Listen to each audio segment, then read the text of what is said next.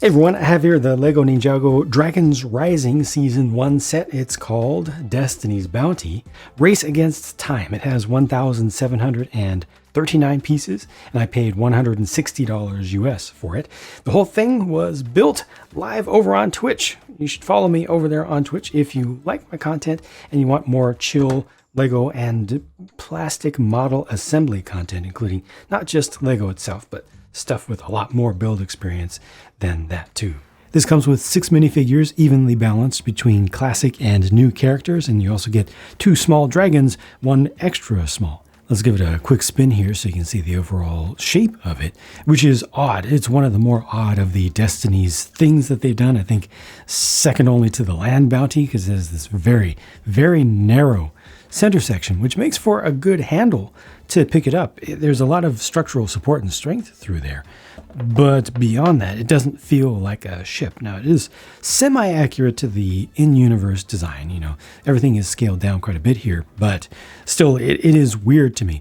These sails are nice. They are vinyl, which I typically don't like, and especially on Destiny's Bounty in the past, I've not liked some of the vinyl sails they've done, but this one has a nice finish on it. It has a satin finish, which makes all the difference in the world to me. It makes it feel higher quality. It makes it feel a little bit more deluxe, and the print quality that's there is very good.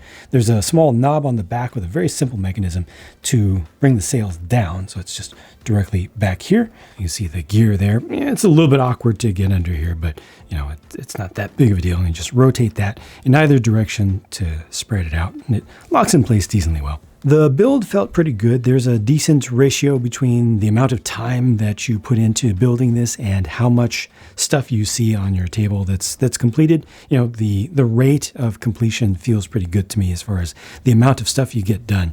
Not a whole lot of bogging down with small pieces in that way. I don't like these right here. They bug me, but they're not as bad as seeing funky colored pieces like things like this. Fortunately, these don't stand out too much. I mean, there is some blue in the color scheme, so I'm not too worried about that. This is obviously your control station right here. Definitely not OSHA compliant. This thing is with no rails along the sides and everything. Obviously, you can open up some things in the back. We'll be looking at that in a minute. Yeah, you can see a little bit of when you're down low like this. Sorry about the focus having trouble right now. When you're down low like this, you can see some of the boxiness of the core build, but it's not bad from most angles. It looks fairly swoopy and nice and continuous, and has some very organic lines to it, actually. I like this stuff back here. And as usual, or as you would expect, you can change the angles of these, so they can also be angled down as you like. They're a little bit loose just because the parts are large and they're still using same old turntable pieces. Got an angle back here, which is interesting to the main superstructure at the back of it. These use stickers. You can change the angles of these, of course, a little bit. And the thrusters at the back look pretty decent, though again, you know, you get in close enough and low enough especially, you can see some of the boxiness.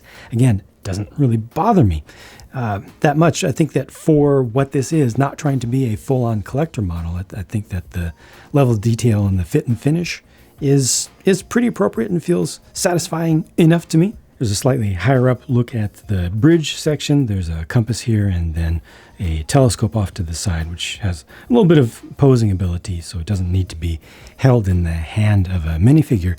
And then nothing here in the middle until you get to the foredeck, which has a nice little spot to hang out.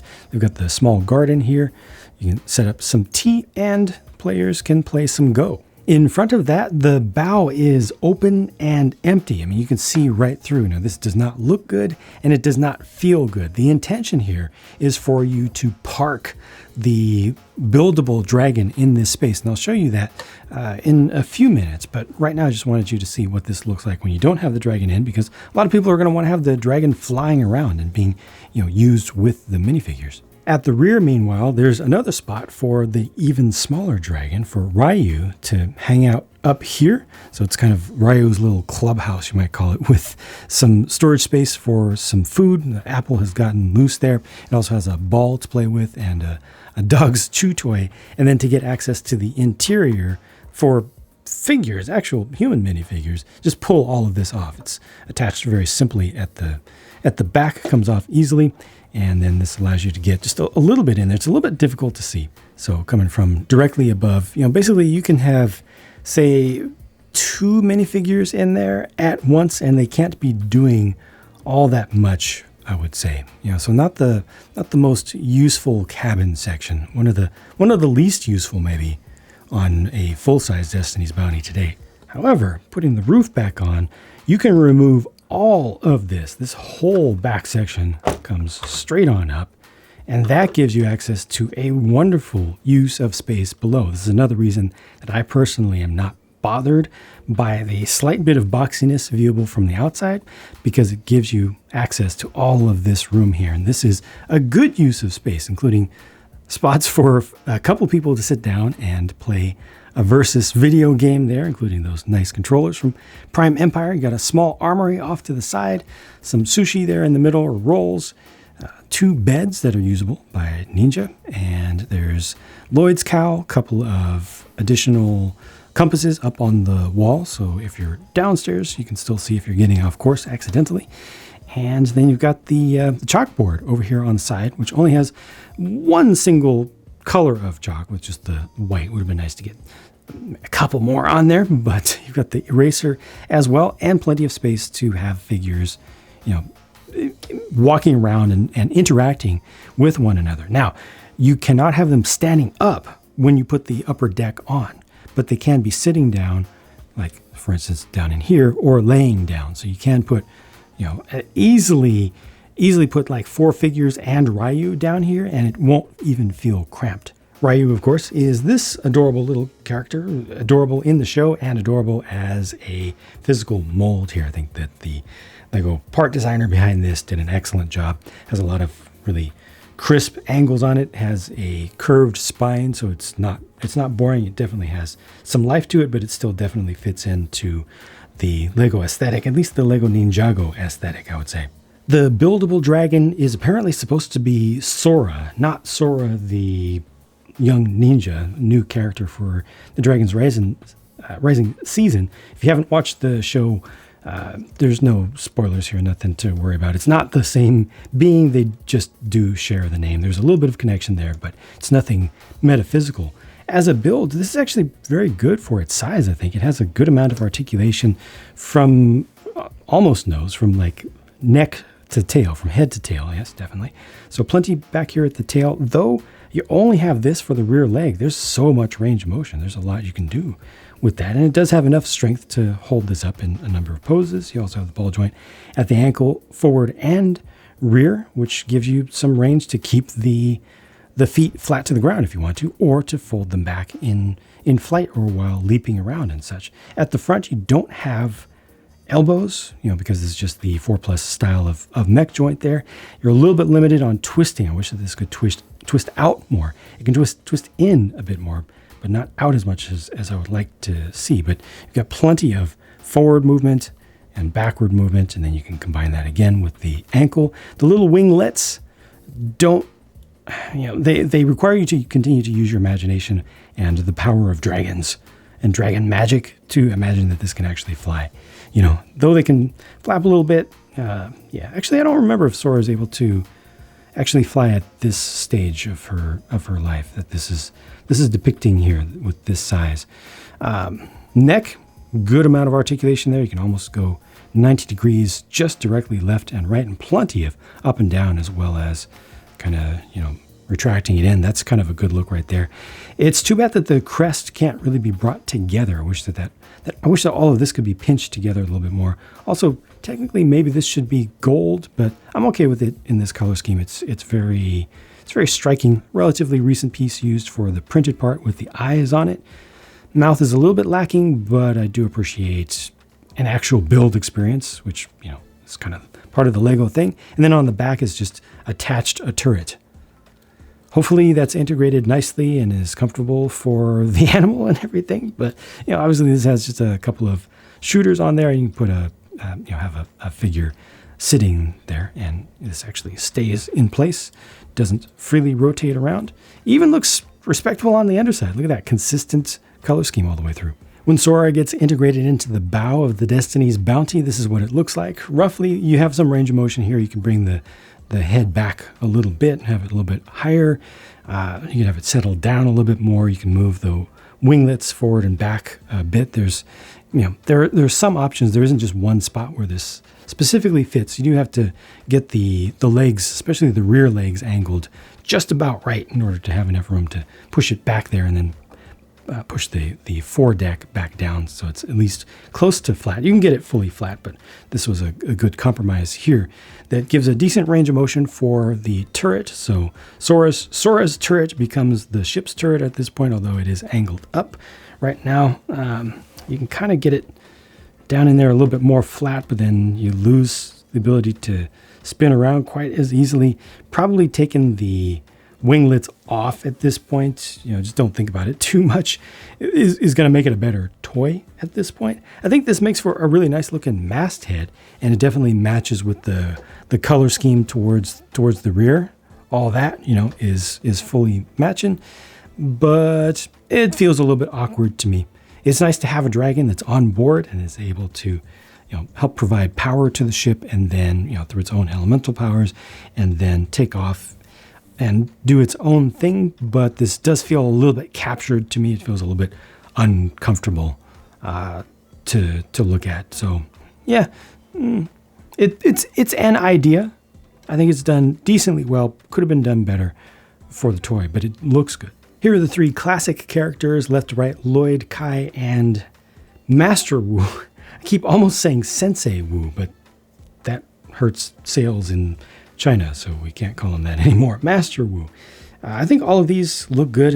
I've talked about that before. I do like the newer designs for the Ninja, but I don't like what they look like when you take off the shoulder armor piece, which is, I'll bring it back, which is part of the hood, like the lower portion of the hood.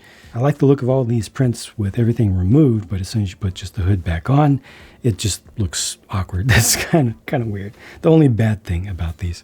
Then here are the three newer characters, two good on the left and one bad on the right. Sora the human being, Arin, and this is Rapton from Imperium there. Really nice weapon, dual molded weapon right here. New mold for this thing that I originally called a whip axe the first time that I saw it, because that's what it looks like. It is an axe in the form of a whip. It's a flexible piece that you can whip around and stuff, but it's actually supposed to represent his signature grappling gun, and it doesn't look like a grappling gun at all. It has a grappling hook at the end. It's big and very useful. You can actually hang the figure from that off of buildings and things very effectively, but where's the gun part? Where's the launcher? I don't see it at all. Rapton also has a grappling hook, just done with the older style, a little more classic style. The Sora figure, I think, is absolutely excellent. I think most of the figures in this entire wave are very good, but Sora, to me, stands out. It's just a sore point for me that they don't include a hairpiece for her. And if they were going to include a hairpiece for her, they should include one also for Arin, just to be fair. But I think that I think the new characters should get a little bit more accessory love, especially for the first wave. Don't make us have to wait. Don't make us have to have a local Lego store to go hit up the build a minifig wall and stuff. Most people don't have access to that. The parts should be included, and especially an expensive set like this. And finally, amongst the extra pieces, obviously, there are a lot of weapons and a couple of small prints. My bad, I forgot to show you the sticker sheet before I came back to the studio here, but that's what that looks like. Everything's just square or rectangular, so at the very least, easy to apply, and color mismatch wasn't really an issue with where those are placed on this. Again, the price of this was $160 US, 160.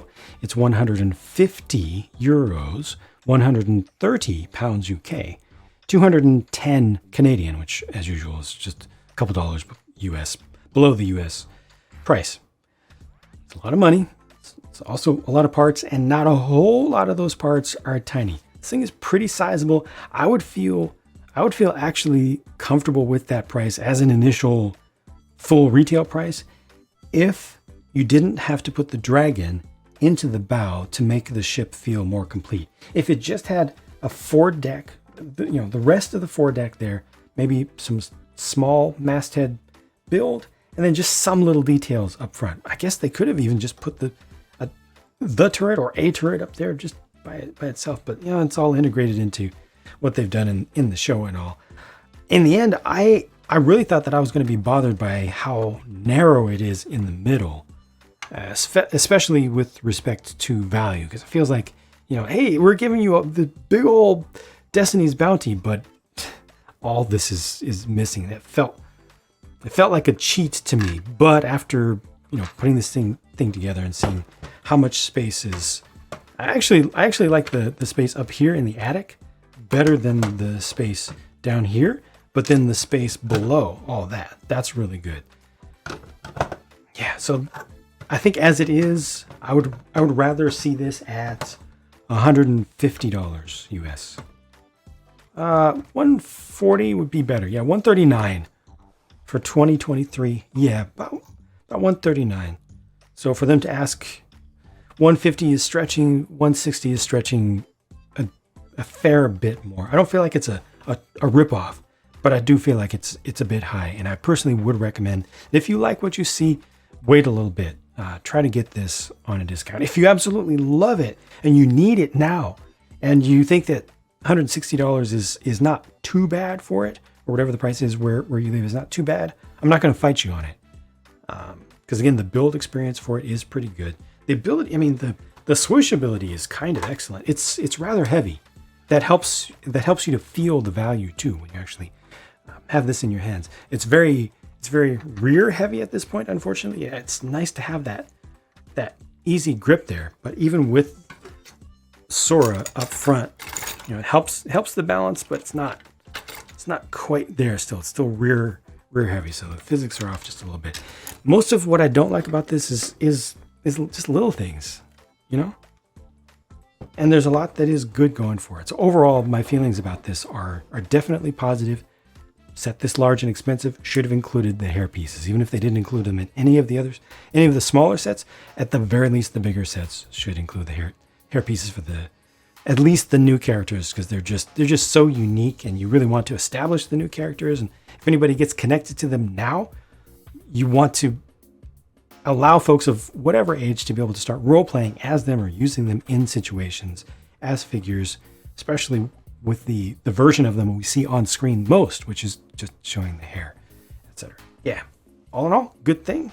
Price should come down a bit, but it's not ridiculous. Thank you for watching. Hope that you enjoyed this. Check out my links in the video description, including over to my Twitch channel. Appreciate it if you'd follow me over there with the hundreds and thousands of other folks from YouTube who stop in throughout the week, 5 days a week approximately that I stream over there. Most of it doing Lego stuff, some of it doing custom stuff, and some of it doing mech models like this, which give you a significantly better value, and it's still an enjoyable thing. Thank you for watching though, and I'll talk to you again soon.